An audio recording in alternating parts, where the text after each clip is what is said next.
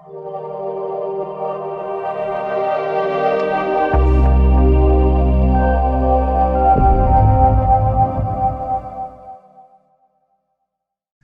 everyone, and welcome to episode 72 of SAMA, a program which invites an area. Hey, let's start that one again. Hi everyone, that was my muck-up. Hi everyone, welcome to episode 72 of SAMA, a program which invites an expert to talk about their area of expertise. And this week we are delighted to have Richard Gordon to talk to us about quantum touch. Richard has 40 years of experience in the field of energy medicine and is the founder of the Quantum Touch organization. He is the best-selling author of Quantum Touch, The Power to Heal, now published in 17 languages, and Your Healing Hands, The Polarity Experience, available in 10 languages. Richard was faculty at the Heartwood and Holistic Health Institute and has traveled around the globe to speak at medical centers, conferences, and chiropractic colleges. Richard, welcome to our show. Hey, it's great to be here. Thanks so much for having me. Well, to have had a book translated into 17 different languages, that must be a book in high demand. Can you please tell us a little bit about this book? Well, Quantum Touch, The Power to Heal teaches people a very easy way to be able to raise their own energy system to accelerate their own self-healing, but we create a field of this energy that's been called Qi in China, Ki in Japan, Prana in India. We use this energy, we focus and amplify it without any woo. There's no belief system, there's no magic symbols, there's no attunements, there's none of that woo. We just use breathing, body awareness, intention, and love to raise our own energy. And then when your energy is raised, we surround the part that needs healing on yourself or another person, like say I'm holding their shoulder. We use a very complicated method called the where does it hurt technique, where you ask a person where it hurts and you sandwich it between your hands. And you can actually feel the vibration and the sensations in your own hands changing, which kind of tells you sort of what's happening inside them. Then their body intelligence uses that energy the way it wants to do the healing. So they are, in effect, healing themselves. You're giving them a little boost of energy for their own self-healing. And we like to say that all healing is ultimately self-healing because it's their cells that have to get well, and I don't know anything about how to heal somebody else's cells. But I do know how to hold an energy field to allow their body to do its own self-healing.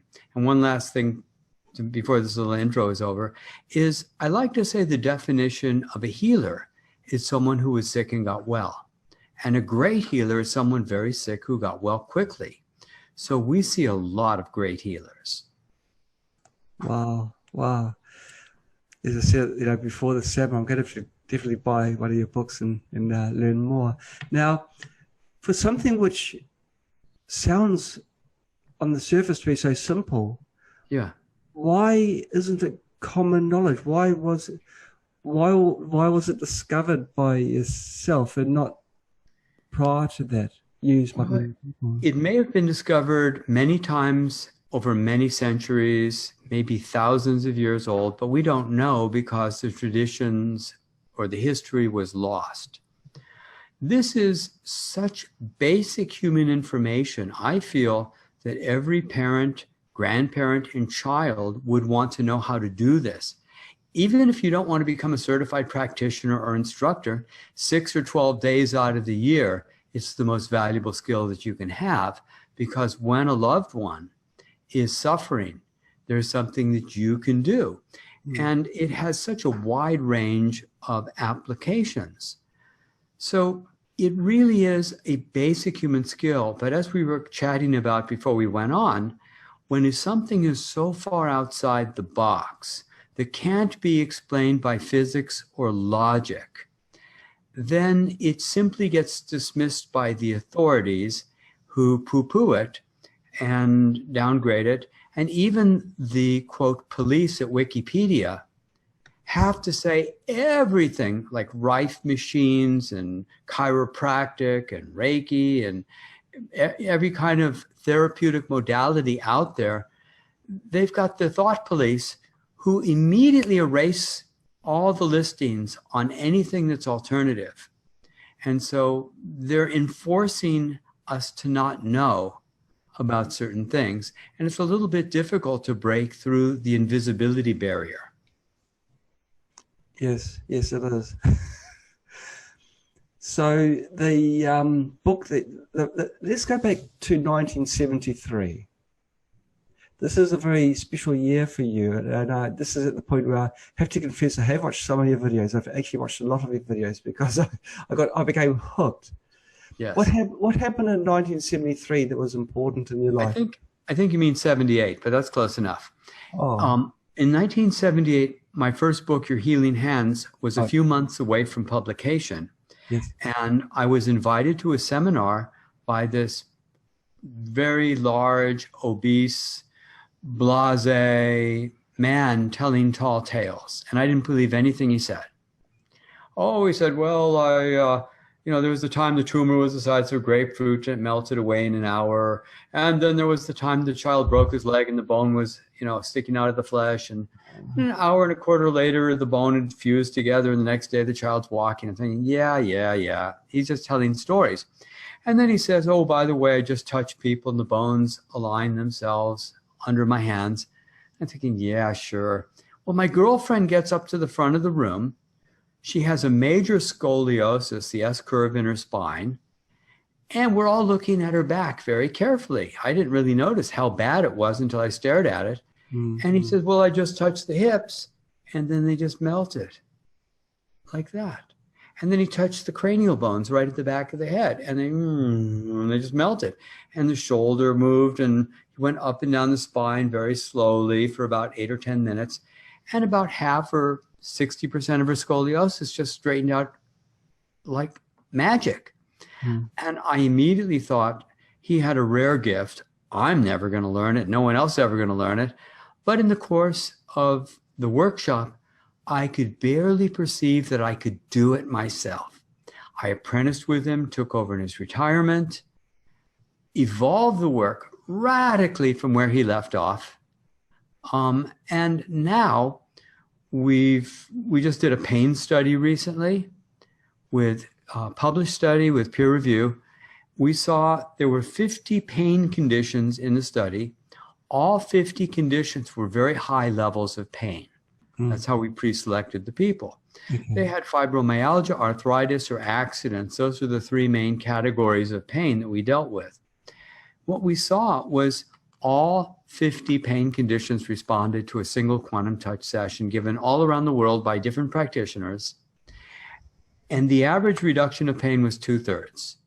Wow, now, that's significant. If this were utilized, it could probably prevent the vast majority of medically induced opioid addiction. Because if you can bring somebody's pain down by 2/3 or more, then they're only going to be taking a small amount of painkiller, and they may not even need it, because when their pain's down 2/3, they say, yeah, it hurts, but I'm okay. And so that's enough to make the difference. But it isn't what the medical establishment wants, because they want to sell drugs. They are actually the drug dealers who are selling dangerous drugs.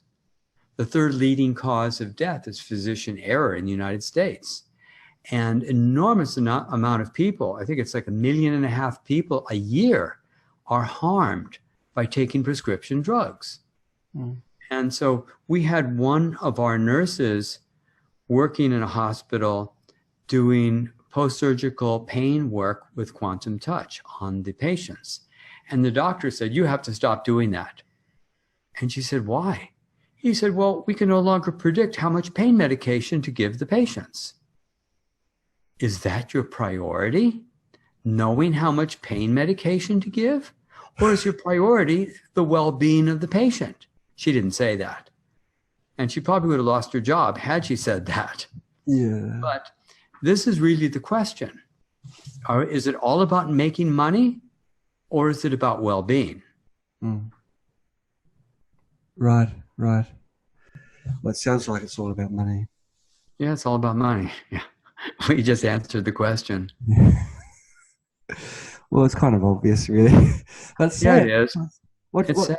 what you're presenting now is an alternative to the the drug dealing that's taking place, and it's also empowering people. And so it's just a knowledge, a skill that someone that you're saying that anyone can acquire. Yeah. How difficult Everyone. how difficult is it? Are there stages you've got to go through to acquire? Oh, it's quite rigorous.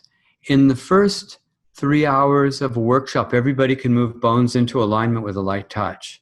The Wow. pain in the room usually goes down 50% or more in the first practice sessions that people are giving. It's the most basic human skill that there is to learn. It's the easiest skill that anybody can learn. And sometimes we see things that look like crazy miracles as a result of sessions. I had one class in the first day where a woman hadn't been able to hear through one of her ears since she was a teenager as a result of a drunk driver.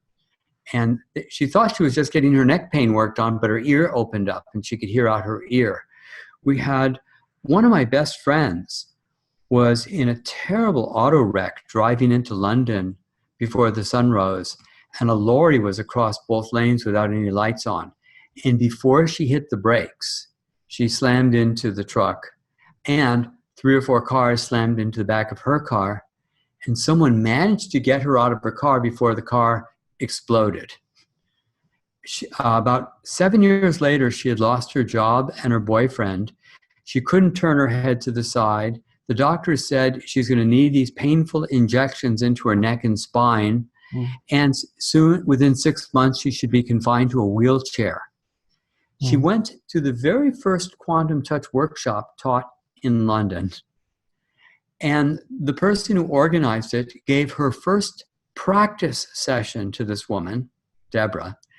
And as a result of like a 20-minute session, she had 90% use of her neck. She didn't have 90% of her pain. She went back to the doctor, showed him the flyer for the workshop. He said, you're going to be begging me for injections. He said, no, I'm not going to see you again. I'm fine. And he didn't want to know anything about it because, as I was just joking before we started, if Galileo were around today, he'd probably say that cognitive dissonance is a bitch. It hurts people's heads to see something that violates their fundamental assumptions of reality. But that's what we have. We have an important human skill that's being overlooked because it doesn't match people's expectations of what's possible. That's a lot to take in. Wow. So, well, the doctor is suddenly out of the equation. So, of course, it's something he's not that interested in. But if doctors if they became knowledgeable in quantum touch, and then themselves will be broadening their own horizons. But I can't see that happening at any time in the near future. The thing is that there is a place for Western medicine. It's just not as big a place. It's really important that they know how to sew fingers on and get a person breathing and do the emergency care that they're good at. If somebody has an infection that's spreading through their body, thank God for antibiotics, because they've got, let's call it the big guns. They've got the big guns, and they're important to utilize. We don't want to throw the baby out with the bathwater, but at the same time, for many kinds of conditions, they really don't know how to treat systemic problems very well. They're generally ignorant about nutrition. They're ignorant about fasting. They're ignorant about lifestyle. I talked to a guy who had recently graduated from Harvard Medical School, and he said, we have 1 hour of training on nutrition. That's it. And so they say, it doesn't matter what you eat. Eat anything. It doesn't matter. You are sick. Now eat these pills. Yeah. It's great, isn't it? Now, let's go back to the beginning, 1978. Yes. You made that discovery, and you became a trainee to learn more skills, and you took over. Yeah. How did you develop it from there? How? Well, Yeah. all right. What happened was I knew Bob Rasmussen, and I'd go to his house like almost every evening. I'd watch him work, and I'd ask him 1,000 questions. And I also studied a lot of metaphysics, and I could see principles and understanding. And I had also done a lot of training in yoga, and I started putting pieces together and saying, oh, this is the superstition that Bob had about the work, or here's this explanation that doesn't really make any sense. And when Bob was teaching it, he spent a very small amount of time on how you move the energy and a lot of time on hand positions. When I took over, I turned the whole class upside down. I made most of the time about how we can build the energy and made very small about the hand positions, because if you run the energy well, the energy goes where it's needed. In fact, that's one of the more important techniques. We call it the where does it hurt technique, or chasing the pain or sensation. So for example, we had a 13-year-old in one of my classes, and he was working on a migraine headache of a professional acupuncturist. And the energy got stronger and stronger in his hands, and he could feel it. And then the acupuncturist said, well, it's all moved over to my liver and gallbladder.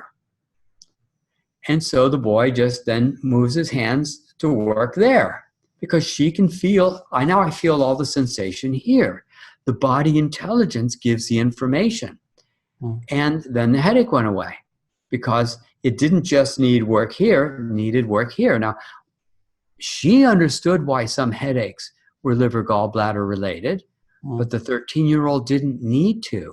He simply knew how to chase the pain from place to place. And sometimes, like if you're working on a sprained ankle, for example, there may be 4 or 5 spots on the ankle. You work on this one, okay, that doesn't hurt anymore. Now let's go to pain number 2. And that disappears, and let's go to pain number 3. And so it's incredible first aid. Right. When I was watching the videos of you in the park, you were engaging with the people that you were treating. Yeah. Were you at the same time, while you had your hands on the region of pain, were you focusing on that body part and drawing? Let me explain. When we're doing this work, the thing that we first teach people to do is how to feel sensation through their entire body. Yes. In other words, if you were practicing piano, you want to be able to play a scale in every key. You want to be able to be fluent in the hands just knowing where to go. Mm-hmm. When we're moving the awareness, we want to become fluent in moving sensations through our entire body. There are a series of different breathing techniques we learn. The simplest would be a 4-4. Inhale for 4, exhale for 4. It ain't rocket science. But then we learned how to link the body sensation with the breathing. So when I was working on those people in the park, and by the way, we showed every single person in that video that I worked on. We didn't edit it out and say, oh, we're only going to show these. Every single person that said yes, that we can work with them, we showed on the video. So anyway, what I was doing was I was simply using the breathing and body awareness exercise, focusing on moving the awareness into my hands in waves that link to my breathing. Yes. That's how simple this is, and that's why everybody can learn immediately, because it is so basic to human beings. Gosh. And knowledge that was known, possibly well known, years and years ago. Yeah. Gone. It's sad. There was a dark flash go past the camera now. For people that are watching, it's not a poltergeist. It's a beautiful black cat, black and white. Yeah, she likes to be involved, and I think we might see her in a few seconds. Decides to go across over behind me. Now, tell me, Richard, what is the difference between quantum touch and Reiki? or The prana? difference, okay, here she is. Okay, this is Devi, Devi. The difference is it's quite significant. And by the way, we have thousands of Reiki practitioners who have learned quantum touch, and Yes. they've nicknamed it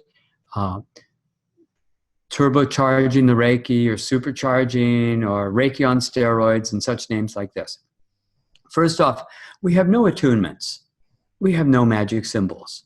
We have no set hand positions. That's for starters. So I'm not giving you anything you didn't already have within yourself. Another major difference is Reiki people are waiting for the energy to get strong. We don't wait, we bring it. Because of we're working the whole time. We're busy doing breathing and body awareness. We're having to really build it up. And some people even build a sweat, moving the energy so strong. One person said it's almost like martial arts for energy healing because we're using our intention and our energy very powerfully. Well, Reiki, you just think about Hawaii or whatever, just wait for the energy to come. We don't buy that at all. We're bringing it. And the final major difference between this and Reiki is that we don't get tired or drained. You see, the very most important principle of energy healing is resonance and entrainment. That means when two things are vibrating at different frequencies, either the low comes up, the high comes down, or they meet in the middle.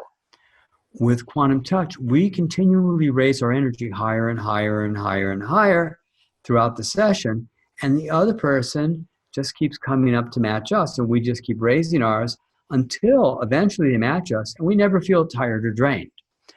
I interviewed about 100 Reiki people. Actually, I didn't quite interview them. I was giving a lecture to about 100 people. And I said, how many of you feel tired or drained from time to time? At least half the hands went up. And these were third degree and masters and all that kind of stuff. Oh, one other change. We don't have titles. We don't say we're masters. I don't think I'm a master, okay? Maybe my teacher was, but I'm not. But we see people, ordinary people, who help propagate the miraculous on a regular basis. In fact, we're about to put out a free ebook soon, and if you get on our mailing list, you'll probably get it pretty soon. These are stories where people worked on animals. And we, of course, have the dogs and the cats and the horses and the parrots, and we've got those stories, but we've also got goats and birds and frogs and lizards and some wild animals and and these are stories that people send in. These are just anecdotes from hundreds and hundreds of people seeing the miraculous. The bird flies into the window or whatever it is, and being able to revive it and get it on its way again. There are so many things going on that we like to think that we don't know the limits of what's possible. And that becomes a very exciting thought.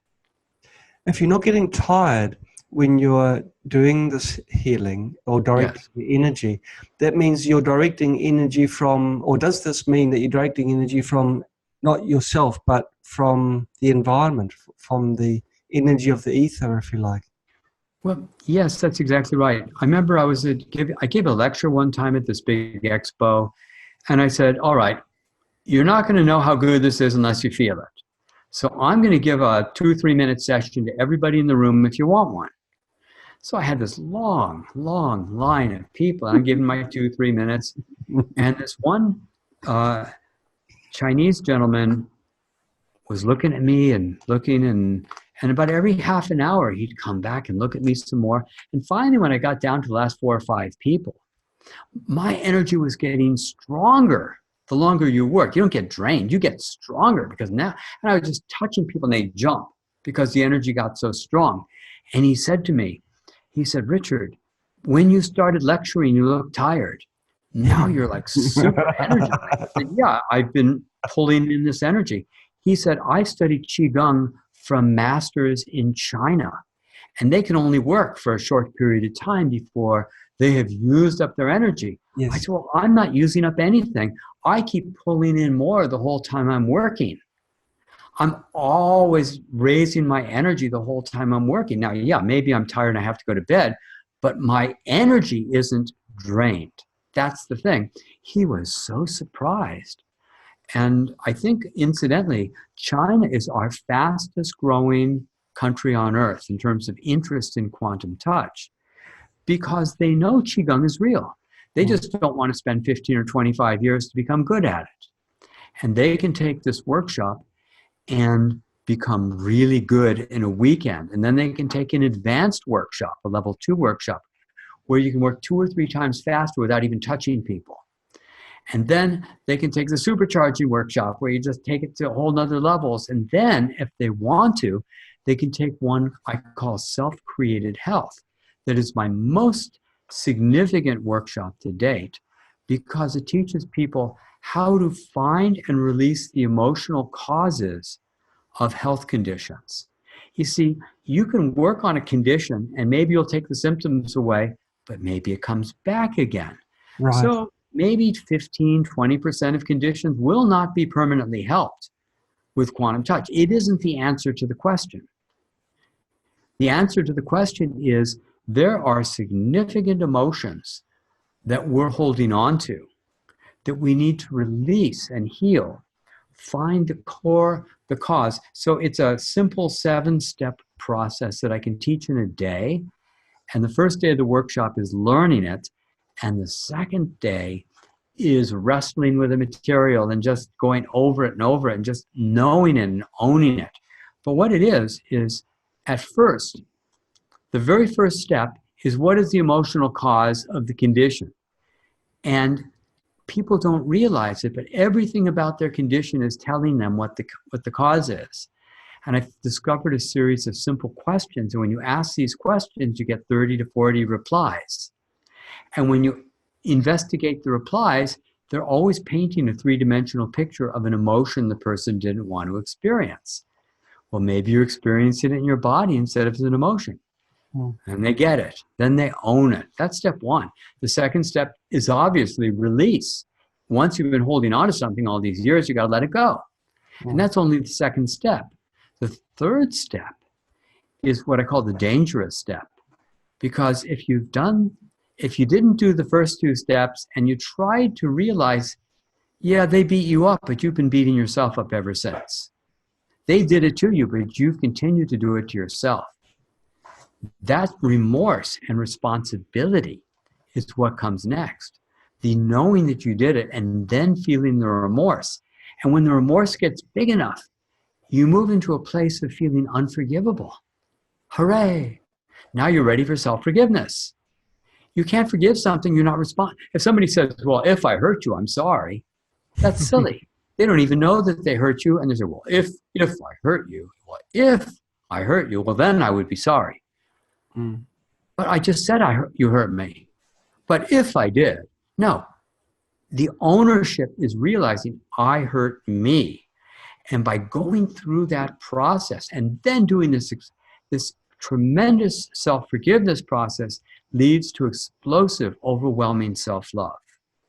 And then not only do the symptoms disappear, but people feel grateful for having had the condition. The body had the ability to be sick as a communication from their own higher consciousness. And sometimes symptoms just melt away that have been there for 20 years. And the person feels a level of love they didn't even know was humanly possible. That's exciting. It's like a form of emotional freedom technique up to that point anyway. Exactly. We're releasing past experiences which were negative to growth or negative to life. Yeah. But it's a matter of taking significant responsibilities and just tapping on something and saying a phrase, really going to the core of what has been buried. You know, there's a book title, I never read the book, but I love the title. It said, when you bury your emotions, you bury them alive. And buried emotions are still alive inside of us. And it's kind of like that movie Groundhog Day, where until the guy gets it right, he has to keep doing it over and over again. And you can notice in your own life how you play out these patterns and as if this experience has your fingerprints all over it. Yes, they're doing it to me again exactly the way the other people did it to me. A little variation on the theme, but it's still, the reality has your fingerprints all over it because it's a self-created reality. We live in a spiritual reality where we're constantly learning how to grow, and we don't want to learn it. We're resisting it, but that's the lesson. And so when we learn to utilize the energy and a higher level of self-honesty, then it frees us to become miracle workers. Wow. What if someone's a skeptic? Well, doesn't matter, because skepticism plays no place in this. And I have had hundreds of fun skeptic experiences. One guy at a conference said, I didn't want to humiliate you in front of everybody, but cranial bones can't be moved. I have a PhD in physiology and blah, blah, blah, blah. I said, oh, I'm so glad to meet you. I said the spider to the fly. Yeah. And I said, let's see. And I found a woman whose occiput, no, I think the left side was really high.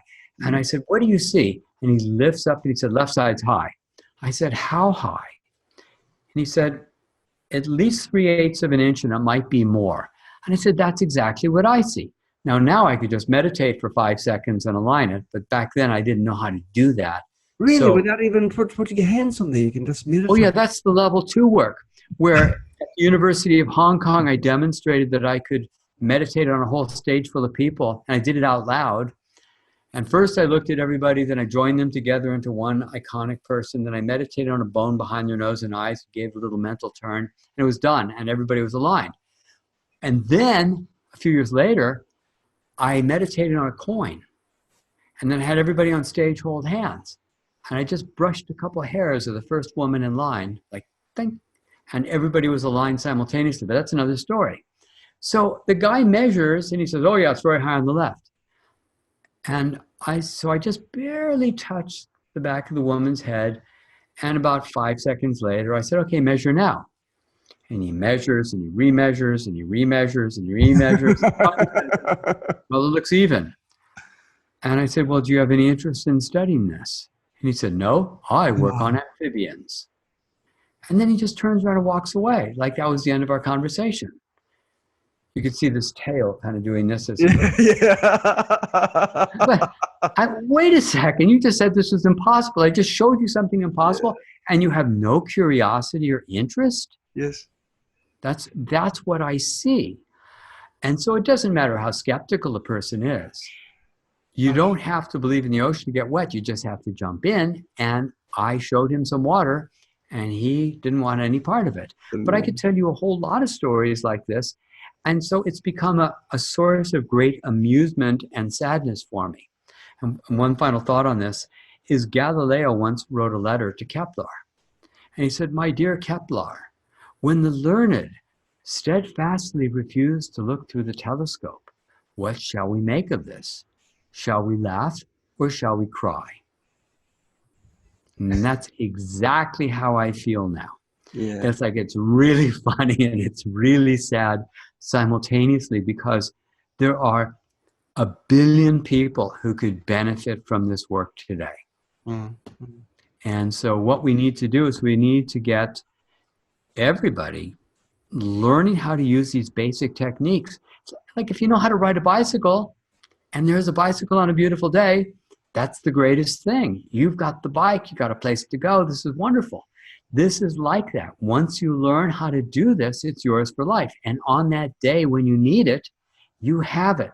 But for a lot of other people, this becomes their career. This is their livelihood. They want to share their love with other people. So they learn how to do this work, and they give sessions all day, or they give classes and they become certified instructors. We've got certified practitioners working now in over 50 countries around the world. This is something, and yet we're pretty much invisible culturally, because maybe the world wasn't ready for it yet, or maybe it is. But up to this point, most people have never heard of quantum touch. But here we are. And here you are. That's a few questions have come in. The first one was from Charlotte Garland. She's a lovely woman who lives in New Zealand. Have you ever heard of New Zealand? Yeah. Right? Okay, you're the other person who knows about it. She's asked a couple of questions. The first one, or three questions, two, but if many of our physical issues begin on the emotional, mental level, how does quantum touch address those issues? Yeah. Well, for some people, for a large number of people, they'll have an emotional release in the quantum touch session. Okay. And so a lot of people don't need to release the emotion to feel a tremendous amount of benefit.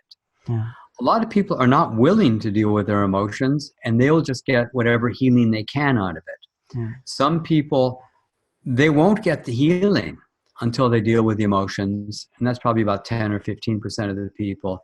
They're just not going to get any better. Right. Maybe they'll get a little relief, but then it comes back again. And that's where quantum touch is not the answer to the question. Okay. You see, I neither want to oversell nor undersell this. I want it to be exactly right at the middle point where it's what it is. Right. So it's something that becomes such a basic skill that you realize almost all the time you're able to provide some benefit and relief to people. Is it the final answer? Not always, but sometimes. Actually, often it's a very good answer, but it's not the only answer. I'm still very big on nutrition, lifestyle, everything that leads to longevity and health. There's not just one answer to one question, and I've been studying all that stuff for a long time. I even have a course on what I call the art of youthing, how to slow, potentially stop, or even reverse the aging process. And I should let you know, I just turned 70. And there's nothing old man about me because I'm stronger than I've ever been in my life. And I have no pain in my body, and I'm on no medications. What? So, you're not taking meds? Yeah, right. Yeah, well, I'm just not in the mood to poison myself, No.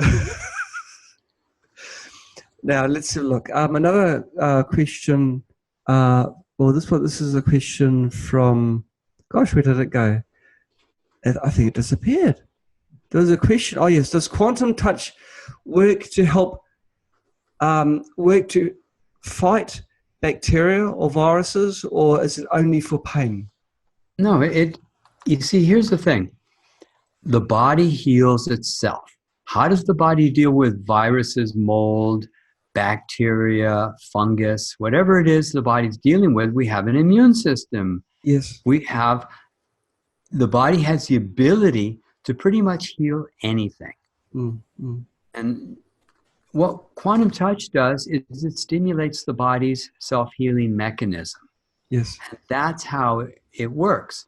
That we're not doing anything except stimulating your own system to be more effective. Right. So really your body doesn't want to be sick. It just needs to have the nudge in the right direction. Yeah, when people have been eating crap food for a long time, or they've been really depressed, or they've been really harming themselves in one way or another, you give the body a sufficient amount of energy, and it kind of overcomes a lot of the obstacles that it was dealing with previously, and it's able to accelerate its self-healing. And so that's basically how it works. That's why we see such an extraordinarily wide range of conditions. We're going to have another ebook coming out in a few months after the pet one or the animal one, which is going to be a couple thousand stories. And they're all organized by what the condition was. People will be able to fast search and find whatever they're looking for. It's the widest range of conditions. I mean, one of the very first people who read my book saw that it was working for obsessive compulsive disorder. And he took a man off a few of his medications because by running energy in the guy's head and parts of and certain organs, the guy didn't need his medications for obsessive compulsive disorder. We really don't know the limits of what's possible. Okay. Wow. Now, Charlotte's asking the question, which a lot of people will be asking. But I'll add to this question a question of my own. Charlotte's question is, how much does it cost to complete all the workshops and become certified in quantum touch? See, Charlotte lives in New Zealand. I think that, I'm not sure whether you have any trained. I think we do. I haven't looked lately, but we keep it affordable. We have some different prices in different countries, and to be honest, I don't even know what it is anymore because I never look at it. Yeah. But we always stay very affordable. We don't price ourselves, or it's thousands of dollars for a workshop. We keep it very down so that the instructors can make enough to live on, and that the organization can get a little cut of it to keep doing what we do. But no, it isn't terribly expensive, and you can go to the Quantum Touch website. Okay. And I think the website's in 7 or 8 languages now. And you can look up locations and practitioners and instructors where you are. And if you can't find an instructor where you are, I'll tell you, there are hundreds of instructors who'd probably like to travel. And if you can organize 8 or 12 people, they'll fly in and spend a weekend or two and teach you what you need to know.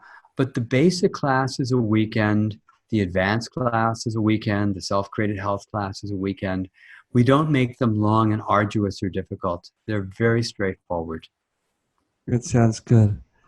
Now, Carmela Walker, she's another long-time supporter of this summer series. She says, after a journey to Japan around 10 years ago, she developed the ability to smell long distances, even over the television and the internet, and a different hearing ability, which I'm very grateful for. Yeah. Do you have an explanation of how this happened? Of course. Yeah. We had a program we used to call How to See and Perceive Energy. And I'm not sure we still sell that. I have to check with Jennifer, my business partner, to see if it's still there.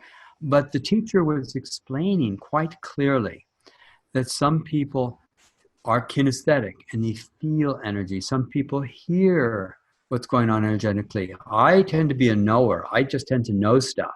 And I don't know how I know it, but I kind of know stuff. Some people can actually smell or even taste energy. And so it can come through any of the senses. And so you don't want to block it. You say, okay, I can smell it. This is what's going on. And yes, you're not limited because something's on television. In my latest book called The Secret Nature of Matter, what I found out was even a photograph of an object can hold the energy and intention that I put into the object. That all objects, glass, plastic, rubber, paper, pebbles, water, all material objects can hold energy and intention. And then I discovered a way to test it empirically. And that was that if I just touched somebody with an object that was charged, would it permanently untwist their hips and cranial bones? And if it was a yes, okay, it worked. And if it was a no and it didn't work, well, like, for example, if I had a piece of paper and I meditated on the paper and I touched you with the paper, it worked. But if I burned the paper and I touched you with the ashes, it didn't do anything. If I had water and I meditated on the water and you touch the water, it works. But what if I boil the water and let the water cool? It still worked. I don't make up the rules. Okay. And then what about the water that evaporated on the lid of the pot? No, it didn't hold the information anymore because once it evaporated, like erased it. What about ice turning back to water? That still held it. And so I got to do 58 experiments to explore that intersection of matter and consciousness. And this book, The Secret Nature of Matter, is my most mind-blowing book ever because of the implications. And the major implication is we are all spiritual beings. Our love is valuable. Our love actually has impact on other people. And it's the most important resource that we have. And so that was my latest book. And so, wow. How is it necessary to be with the person to direct energy towards them, healing energy? Let me ask you a question. Yes. If you love somebody and they're 5,000 miles away, can you still love them? Yes, yes, yes. You love them any less? No, no. No, no, not at all. Well, the distance is an illusion. The love is what's real. And the love isn't electromagnetic like some of these groups would want to say, oh, well, it's electromagnetic field of the heart chakra and all that kind of BS. It isn't that at all. We're spiritual beings and our love connects us all together. You think that Facebook or the internet has a lot of connections. We're much more connected than anybody could ever imagine. Yes. The network of love on this planet is unfathomable. And if you want to send energy to someone you love, they're right there now with you, energetically. There's no distance between you and someone you love, energetically. Yeah, physically, they may be on the other side of the world or on the moon, but it makes no difference energetically, or their skepticism makes no difference either. Okay. Does it work in a negative sense as well? Like if someone loathes somebody, if you like, the negative things happen as well? Like if we talk about positives of positive energy, for healing, but is there a flip side to the coin? Well, here's the thing. The painful, angry, hurtful, wounded energy is nowhere near as powerful as the love. The love is connected to source. And it's thousands of times more powerful. I mean, you can't flood a room with darkness. You can only turn on a light. The light is where the power is. The darkness is the absence of light. Right. And so people can try to send their dark stuff, but it really is impotent compared to the light. So, for example, we've had people who work in a job where everybody's miserable. One woman in particular, she gets to this very unhappy job, but she's in a really good mood that morning. So instead of starting her work, she's holding papers, pretending to be working while she's flooding the whole place with her joy and love. And she starts hearing really weird conversations like, well, I don't know why I'm in such a good mood today. Nothing good has happened. And people are complaining about how good they felt. Right. We have more power than we know. Our love really has an impact on other people. But all the people who have trained us have led us to believe that your love isn't valuable, that it doesn't have impact.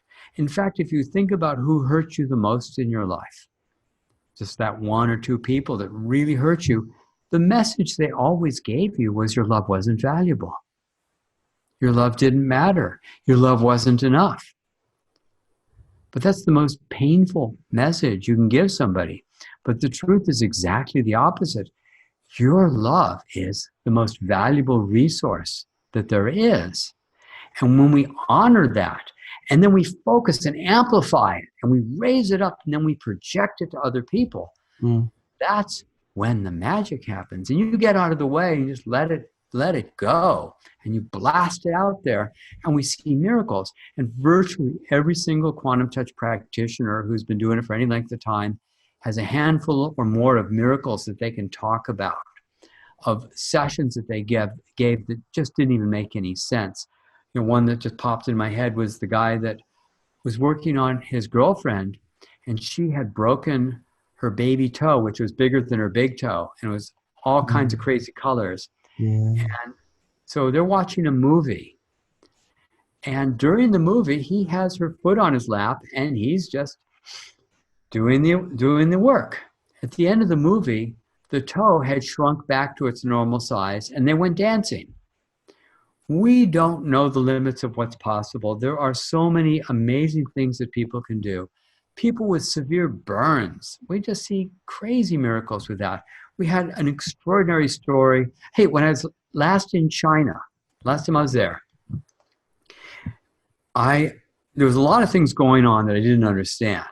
And one of them was why they were introducing me to an 11-month-old little girl and why everybody was crying. Turns out they bring me this girl. She's got a really round face, really cute, and she's smiling and she's grabbing my finger and smiling at me. And here comes Debbie. She likes this story. And so what happened was they explained to me what the story was. And the story was when she was a little infant, the babysitter shook her to get her to stop crying and gave her severe brain damage, and they thought she was going to die. And then the parents knew quantum touch, and the instructors and the community all gave the girl local and distant healing sessions, and she recovered. And they said when I met her that she was about 90% better. And since then, just a few months ago, I saw a video of her. She's about 4 years old. She's climbing a slide and she's sliding down laughing, and she's fine. To know this kind of skill and not share it is crazy. To know that this is possible and utilize it is essential. Right. Now, Lawrence Lee has asked a very good question. What about situations of genetic defects at birth? Well, we don't know the limits of what's possible. And what people call genetic defects may be more fluid. The epigenetics, of how the genes express themselves, are very fluid to change. And so, it depends how old the person is and how long they've had the condition, what's there, and maybe there's something for them to learn in that condition they chose to come in this lifetime, or maybe there's something that can be fixed. We can't generalize, but that's why I would love to see $100 million of research, a new branch of science called life force science, where we can take every kind of situation and explore it with real scientists who can do the lab work and really investigate this thoroughly and find out, what does this work best for? How can we help people who've got wide ranges of conditions? This is like a new branch of science. Life force science would be an area of study that would transform the world more profoundly, perhaps, than our awareness of electricity, because the real electricity is our love, not just this zip, zip stuff that makes vacuum cleaners work in computers. Because when people get old or they're dying, they don't think about, I didn't get enough resources in my life, I didn't make enough money. They think about who they love and who they didn't love. And they think about the things that really matter. Well, this is all about love. This is all about what really matters. And when you can amplify your love and compassion, empathy, and project it and have it have a real, powerful, immediate impact on other people, that's significant. And this is a world-changing technology that's been underutilized up to this point. I wonder who the first people were who discovered this type of healing. I wonder just how far back we go. You can find references to hands-on healing that date back a couple thousand years or more. Right. Of laying on of hands and such like this. And the truth is, and this is my personal perspective, is everybody out there can put their hands on somebody they love, sandwich the part that hurts, take some deep breaths, and hold it for 5 or 10 minutes, and you're going to start seeing results, because it is that basic. Now, you can learn a lot more and become much more powerful with quantum touch, but without any magical attunements or magical symbols or permission or tens of thousands of dollars or anything. Just put your hands on somebody and breathe and feel what you feel in your hands, and just have the intention of helping them, which is why you had your hands there in the first place. You don't even have to have a big intention. You wouldn't have put your hands there if you didn't have the intention. This is so automatic. And yet it opens up vistas of understanding and possibilities that the world has not yet considered possible. Lawrence Lee asks another question. What is the estimated percentage that have been helped through quantum touch?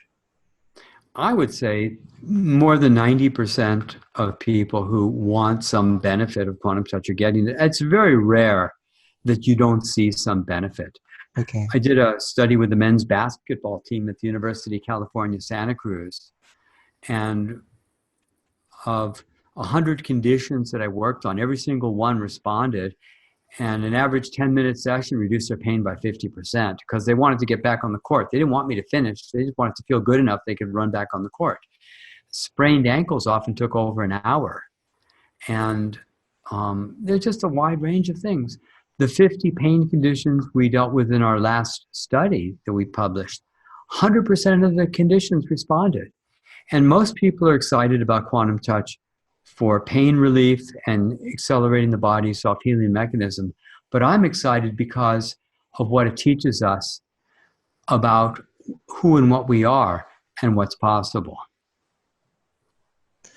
Tav Keen is asking, which countries do you teach? Is there on your website a list of the countries where you have sessions for training? Well, yeah, we have a long list of instructors and practitioners all around the world.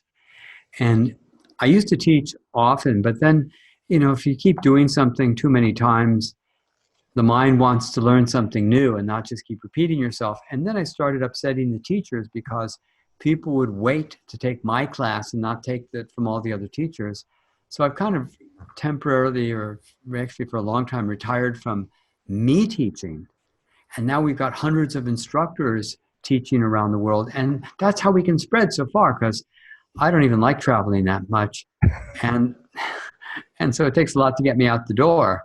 Yes. But it's so beautiful that one out of every so many students wants to share it with other people, and they become certified practitioners and certified instructors, and then they get it out to more people as well.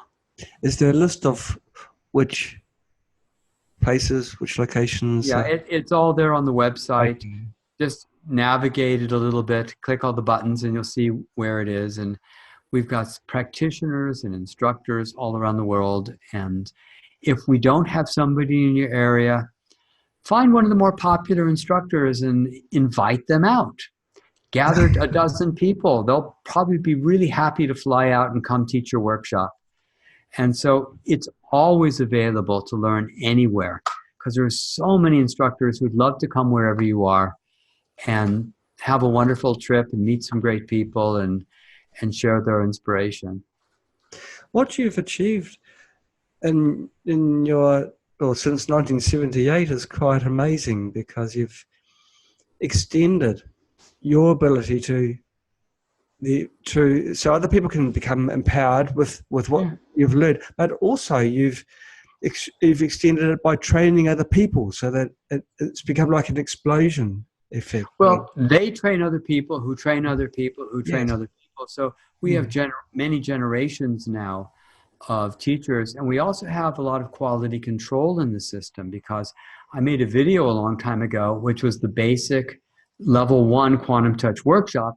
And all the instructors have to watch that video a couple times and really know exactly what I said, so they're not making up new things. They're not saying, well, you have to talk to the fairies or something, you have to hold a crystal in the left hand. For a while, we were having our instructors wanting to make up their own stuff. Yeah. And then we like the idea that we want to give them as much freedom, but we also want to keep them on track. So we make sure that everybody who's teaching is really covering the proper curriculum. And if they want to teach something about nutrition or angels or whatever they're excited about, they say, I'm going to talk about something I'm excited about after the workshop's over, and you're welcome to stick around. But they make it clear that this is not part of the quantum touch curriculum, and then they can share that. But we feel it's very important that all the teachers are covering the important points. Plus, my books cover all these points too. And if one of the teachers starts teaching a lot of stuff that isn't in my book, they'll tell the teacher and say, hey, Richard didn't talk about that. And they might even tell the office and say, hey, they're telling us about how to talk to angels. And say, well, it's not necessarily a bad thing. It's just not what we're teaching. So let's keep it on track. So we keep all the teachers on track through this work without having to get heavy-handed about it. Unless they say, well, I'm the only real teacher and I'm teaching the real stuff, then we have to get a little more heavy-handed and say, look, either stop doing it or leave. So then we've had a few of those, but very few. Yeah, there are things happen in life that people are quite often colourful. There's lots of different colours. Yes. Yeah, but what you've achieved since 1978 is quite remarkable. As well as learning what you've learned, you've done so much. Well, thank you. Yeah, you know, it's funny because from where I sit, I feel like I barely started. Because I just moved here to Arizona, and I've been writing letters to be able to show anybody at the University of Arizona what I've discovered. Haven't been able to show anybody yet. Wow.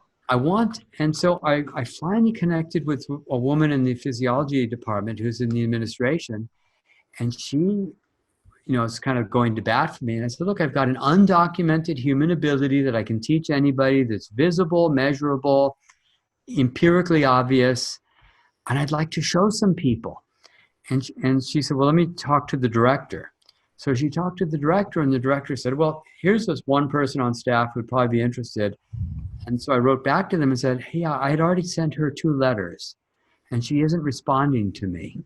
So I'm waiting to hear back and see if I can negotiate to show anybody at the university a new human ability that hasn't been studied. Well, the resources of a university, think of a large university as how many people, how many professors are there, and they can't spare one for 1 hour. No, it takes 5 minutes. 5 minutes. This is similar to the story you were saying before, where you showed someone something which was a paradigm of a mind-blowing thing for them, and they just walk away. I've seen it often. I was at this place called the Consciousness Conference, where hundreds of scientists from all over the world come. And my friend had made me a big sign, and the sign said, "Consciousness affects matter, free demo." And this guy says, all right, what do you got? Yeah. And I said, well, I'm going to untwist your hips without touching you. He said, well, that's impossible. I said, great, hold that thought. So I measured him. I said, oh my goodness, your hips are more out of alignment than almost anybody I've ever seen in my life. I said, to make it hard on me, why don't you kind of tighten up, lock your hips. So he stands tight, and I meditate, and I measure. Oh, look, it's completely even. He said, well, of course, you used reverse psychology on me. And I said, well, do you consider, see, I'm rude now. Now I'm getting a little rude. And I said, well, do you consider yourself an empirical scientist or faith-based? He said, well, empirical, of course. I said, great. Then why don't you watch me do this 5 or 10 more times and see if I use reverse psychology? He said, well, if I let myself believe this just happened, everything I know about science would fall like a house of cards. And I said, as an empirical scientist, don't you want to let the cards fall where they will? He gave me the perfect metaphor, right? Yeah. And he thought about it for a few seconds. And you know what he said? Not today. And he just walked away. And so this is what happens when you show somebody something they can't accept that violates the materialistic view of reality, that everything can be measured with math, physics, or understood through logic.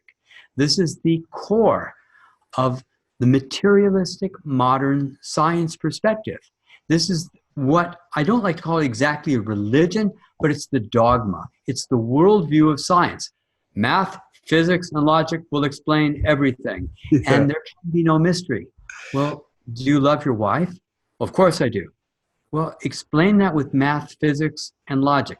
Well, there's brain chemistry and blah, blah, and hormones. And really, that's what your love is? Your love is brain chemistry and hormones? That all your love is? I mean, we could give you an injection of something else and you wouldn't love her anymore, or you would love her more? It's so ridiculous. But this is what the intellectualism has turned to. It's all about logic and what they call mechanism. And if you can't show somebody a logical mechanism of how you got from point A to point B, can't be real. Don't have to look at it. I don't see anything here, because it violates their fundamental assumptions. It's so sad, isn't it? It really is sad. It's what's holding us back. I know. Can you imagine if some philanthropist put the $1 billion out and said, all right, let's change the world. And what we now have is every university in the world has now a department where they're studying health, consciousness, what we can actually do, how we can evolve and become more, how we can serve one another, how we can have a planet of loving beings who are creating beauty and healthy environments, and seeing what actually works. Not what's my philosophy and my political perspective say works, what actually works. And they try it out in different places and say, well, we're seeing these good things here, we're seeing that good thing here, and nothing good over there. Let's see if we can combine those two and start working on what is really true and what actually works. Not all this dogma that has polluted the world and dirtied the rivers and the air and killed so many of the animals. What can we do to make this world an extraordinary and amazingly fantastic place to live?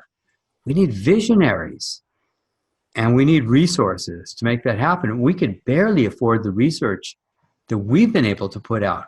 We'd like to multiply that times 1,000. Well, you're probably doing this in a way because through extension, people going to your workshops, you're empowering them. They are a resource as well. It's happening, but very, very, very slowly, because there's another 100,000 people more every day than there was the day before. Okay. When you add up the ones who died and the ones who were born, there's 100,000 more people every day. We're not keeping up with, we represent probably 100 or 1,000th of 1% of the people of the world. We're not visible on a world scale yet. Now that could change tomorrow, but it isn't there yet. And that's what I'm really passionate about, is getting into the universities, getting the thinkers of the world to open up the idea that there is something new under the sun. This was what Galileo faced. He saw something. He saw the phases of Venus. And then he did the math where Earth was and where Venus was, and calculated that the Earth must be rotating around the sun. Oh, that's ridiculous. I know. Who would have thought? Obviously, the Earth is the center of the universe, and God only cares about the Earth. That's right. But the idea was heretical at the time. Yes. And this, what I'm doing now, is heretical to the traditional scientists. It's heretic. You're a heretic. How dare you suggest? When I went to the Science of Consciousness conference a few months back, they published everybody's crazy abstract, no matter how ridiculous it was, about their beliefs or what they saw. Mine was the only blank page in the book. It went from page 183 to 185. And my name was going to be on page 184, and they eliminated it because they knew what I was doing. The leaders of the conference wouldn't even talk with me. One of them would just make grunting noises and turn away when I talked to him. The other leader of the conference, he would humor me for 20 seconds and say, oh, I'm really busy. I've got another appointment. And then my friend who had known him for 20 years said, David, I've been to his seminars. This stuff really works. And he said, really? And that was as far as I got. But it's really interesting to show people things that they're not ready to see, because they'll show you that they're not ready to see it yet. I'm hoping that there's people that are watching this video now, people that are in positions that can help you make that change. Yeah. Well, I've only been doing this for about 45 years. So I figure any decade now, Quantum Touch is going to be an overnight success. Any decade now. Let's hope it's going to be this one. Thank you so much for spending your time with us, Richard Gordon. Oh, Nick, it's been a real pleasure. Thank you so much for having me. Well, it's been fun interviewing you. You're very enjoyable to talk to, and Thank you. and obviously very, very knowledgeable. I am going to buy your book. Which would be the best book to buy, you think, for someone? Well, if you want to start moving the energy and doing healing work, Quantum Touch, The Power to Heal is the level 1 workshop. Okay. And I don't hold anything back, so you can just immediately start doing it. But then when you attend the workshop, you'll have a lot more confidence and you'll kind of get more of a sense of how to actually do it. But I don't hold anything back. If you want to understand the intersection of matter and consciousness, Yes. my latest book called The Secret Nature of Matter is the most mind-blowing thing I've ever written. I would never have imagined this stuff was real 3 years ago. If somebody had told me recently that this stuff was real. A friend at a party, at a Thanksgiving party, said that he made a movie of himself doing healing sessions and people would feel it. And I'm like, come on. He said, test it. So that led me to my 58 experiments, where I discovered conscious entanglement, that you can join objects in your mind. I discovered so many things in this process, even a test that showed a new explanation for homeopathy. There's a world of things to discover, but the world isn't looking because it doesn't match your beliefs or expectations. Wow. Well, it's okay. So that's our challenge. People that are watching this video now, we've got to make that change and make it happen. So this decade, Richard, let's see, we're 2018, before 2028, if this video is still out at 2028, we'll be living in a world which is fully aware of the quantum touch. Yeah, and that ordinary people in elementary schools, every university, every hospital, and every child knows how to do this. Yes. Every university studies it, every hospital employs it, and every child learns it. Yes. Let's hold that vision. 2028, before 2028. Yeah. Thank you. So we got some work yet. We'll make it happen. Thank you once again, Richie. Goodbye. Thanks a lot. Bye-bye. Bye.